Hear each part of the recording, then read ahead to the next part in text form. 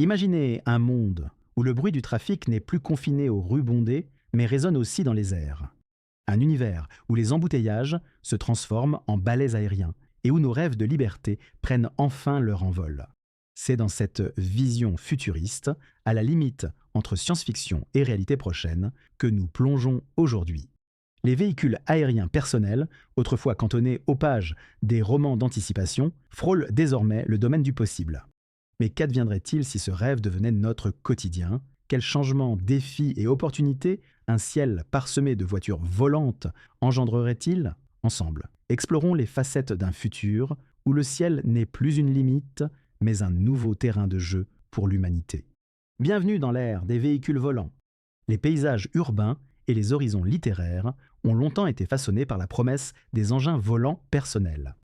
De la vision pionnière d'auteurs tels que Jules Verne jusqu'aux incursions modernes de la technologie dans notre quotidien, le concept de voiture volante a traversé les âges. Au fil du temps, ce rêve est passé du fantasme à une possibilité tangente grâce à des avancées audacieuses. Des prototypes au premier vol d'essai réussis, des marques significatives ont jalonné ce parcours. Sur le front législatif et éthique, cependant, l'ascension s'avère plus turbulente. Le développement de véhicules aériens individuels soulève des questionnements autour de la législation de l'espace aérien, de la sécurité publique et de l'empreinte environnementale. L'harmonisation des progrès technologiques avec les impératifs sociaux et environnementaux représente un défi de taille, mettant en lumière les paradoxes et les potentiels d'un avenir où les cieux deviennent à nos routes. Cette transition souligne une époque charnière où l'humanité, au gré de ses aspirations, doit naviguer entre innovation et responsabilité pour redéfinir les contours de sa mobilité. Dans ce monde où le ciel s'est transformé en un vaste réseau de voies aériennes, Quentin se réveille en scrutant l'aube à travers les grandes baies vitrées de son appartement en altitude. Loin en dessous, la ville s'étend quasiment silencieuse, les rues traditionnelles étant désormais obsolètes, absorbées par la verticalité des nouveaux édifices. Mais là-haut, dans les terres, une symphonie de bourdonnements et de sifflements rythme le quotidien. Imaginez Quentin s'engageant sur sa plateforme personnelle, accédant à sa voiture volante. Un modèle élégant mais standard, semblable à ceux qui peuplent désormais le ciel. Autrefois considérée comme une luxueuse anomalie, la voiture volante est désormais l'apanage de tous, ou presque. Les embouteillages ont pris une nouvelle dimension, se déroulant désormais sur différents niveaux d'altitude, chaque couche atmosphérique étant saturée de véhicules en quête d'un passage libre pour atteindre leur destination. Quentin, comme tant d'autres, se retrouve souvent pris dans ces labyrinthes aériens, son visage marqué par l'exaspération d'un rêve futuriste devenu une routine épuisante. Les infrastructures au sol, autrefois vibrantes et pleines de vie, sont devenues des fantômes d'elles-mêmes, servant principalement de points d'ancrage pour les tours d'atterrissage et de décollage, ou de vastes parkings pour les véhicules en maintenance. Les espaces verts ont disparu, remplacés par le béton et l'acier nécessaires pour soutenir les nouvelles fondations de cette urbanisation verticale. Quentin ressent une nostalgie piquante pour les parcs et jardins qui ponctuaient autrefois son enfance, désormais relégués à des simulations en réalité virtuelle pour ceux qui peuvent se les offrir. Dans cette société verticalement stratifiée, l'accès aux voitures volantes et au niveau supérieur est devenu le nouveau critère de division sociale.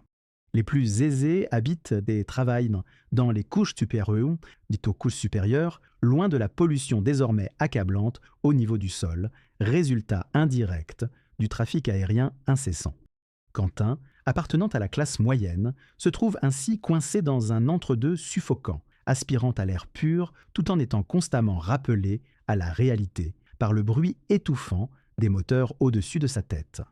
La surveillance aérienne, omniprésente, est devenue une facette acceptée de la vie quotidienne, chaque véhicule étant constamment suivi pour éviter les collisions et réguler le trafic.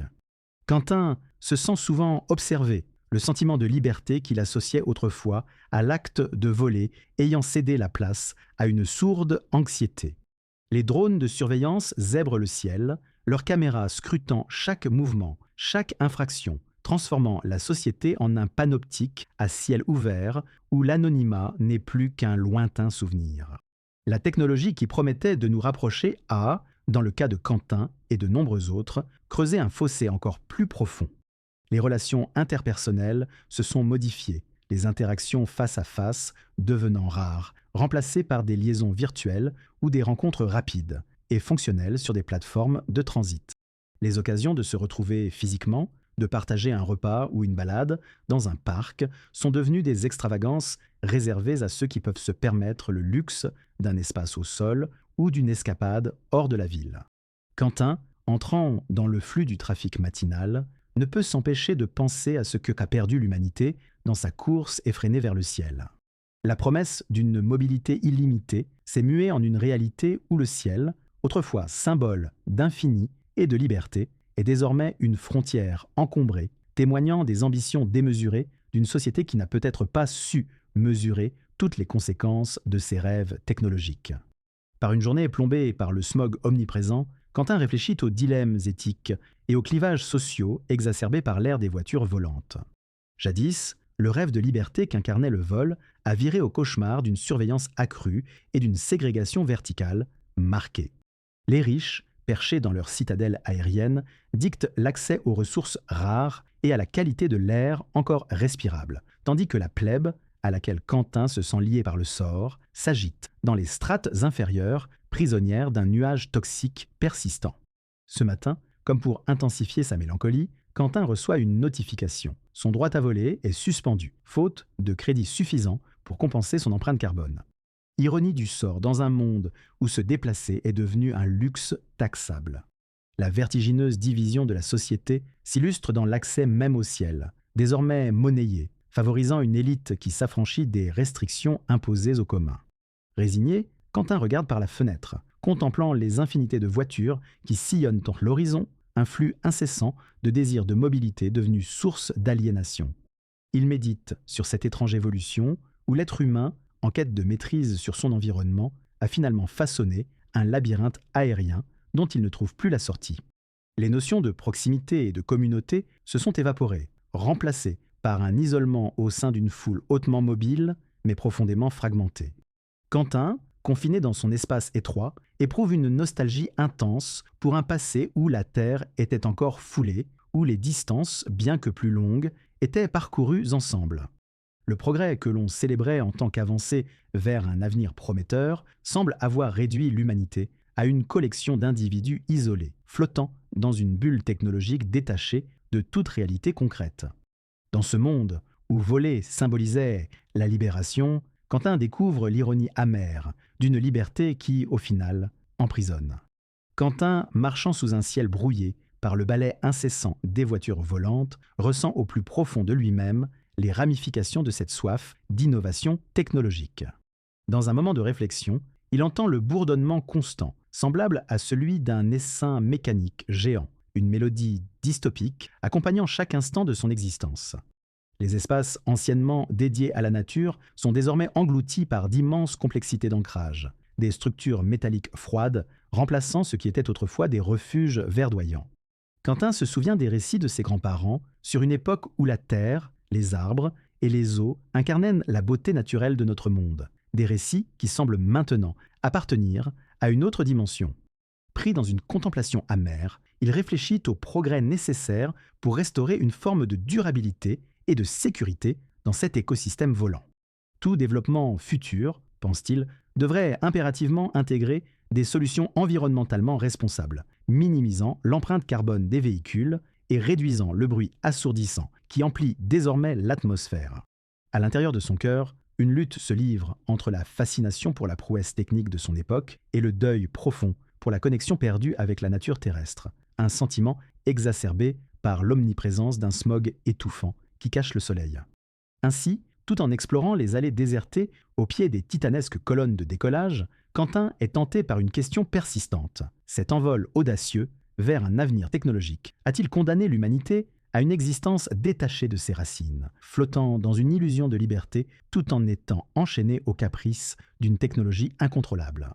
Quentin, confronté à la perte de son droit de vol, se retrouve marchant dans les ombres de la ville verticale, une métropole désormais étrangère à ses souvenirs d'enfance. Sa progression est entravée par le silence spectral des espaces publics abandonnés, désormais privés du brouhaha quotidien des passants. Asphyxié par une couche de smog visqueux, Il songe à l'ironie d'un futur qui promettait des espaces infinis et offre en retour une claustrophobie aérienne. Les parcs, autrefois luxuriants et vibrants de vie, sont réduits à de simples hologrammes projetés dans les foyers, une pâle imitation pour apaiser le désir primal de nature des citadins enfermés dans leur gage doré. Quentin imagine les générations futures, leurs yeux levés non pas vers le scintillement des étoiles, mais dans un désespoir silencieux, vers une mosaïque de véhicules et de drones. Les comptines sur le monde extérieur se transforment, racontant des légendes sur l'herbe verte et l'eau claire, désormais aussi lointaines que les mythes des anciens. Sa marche devient un pèlerinage à travers une relique urbaine, un monde construit par la soif insatiable de dépassement, sans considération pour l'équilibre avec la Terre, qui, nourricière, attend patiemment le retour de ses enfants égarés. Dans ce futur dystopique, Quentin réalise, avec mélancolie, que l'humanité a peut-être troqué sa capacité d'émerveillement et de connexion pour un mirage de progrès, confinant son esprit dans les chaînes invisibles d'un ciel devenu prison. Quentin, les pieds fermement ancrés au sol, fait face à l'immensité d'une ville, presque méconnaissable. Il observe le crépuscule, autrefois signal d'une fin paisible, maintenant marqué par l'intense circulation des voitures volantes qui zigzaguent dans un ciel embué de pollution. Le contraste entre ces rêveries d'une époque révolue, où l'humanité rêvait de conquérir les cieux, et la réalité présente, se fait de plus en plus amer. La transition vers un monde dominé par les voitures volantes a érodé les fondements mêmes de la vie communautaire, laissant place à des individualités isolées, enfermées dans des capsules métalliques flottantes. Les relations humaines, autrefois tissées dans les rues animées et les parcs verdoyants, sont maintenant réduites à de fugaces interactions digitales. Quentin, le cœur lourd, contemple la disparition de la notion même de voisinage, remplacée par une coexistence distante. Dans cette réalité où la technologie a remodelé chaque aspect de la vie, il prend conscience de l'isolation profonde engendrée par cette quête incessante d'innovation, laissant derrière elle une trace indélébile de solitude et de mélancolie. Dans le calme oppressant de son appartement, Quentin, enveloppé dans la solitude de ses pensées, médite sur l'avenir d'un monde suspendu entre ciel et terre. À travers la fenêtre, il scrute le firmament, désormais privé de son éclat, obscurci par l'enchevêtrement mécanique qui a éclipsé les étoiles. Lui, jadis optimiste, contemple le gouffre séparant l'utopie des premiers inventeurs des réalités dunaires où l'ambition démesurée a semé le chaos. Perdu dans cet horizon jonché de fer et de bruit, Quentin se demande si l'humanité, ayant brisé les liens qui l'unissaient à sa planète, saura retrouver la voie de la réconciliation avec son berceau naturel, ou si elle restera à jamais orpheline de ses rêves perdus dans les cieux. Levant les yeux vers un firmament obscurci par le balai incessant des machines, Quentin éprouve une profonde réflexion. Dans la solitude de son appartement qui surplombe la méropole morose, il réalise l'urgence d'un éveil collectif. Cet univers où la brise a oublié son chemin et où les étoiles restent cachées derrière un voile de désolation, réclame un sursaut d'espoir. Il songe aux générations futures, héritières de ce ciel défiguré, et leur désir d'un retour à l'essentiel. Le cœur battant, Quentin embrasse l'impératif de réinventer un avenir où l'humanité et son berceau céleste se réconcilient enfin, tricotant ensemble le tissu d'un monde où la techno-divagation laisse place à la sagesse.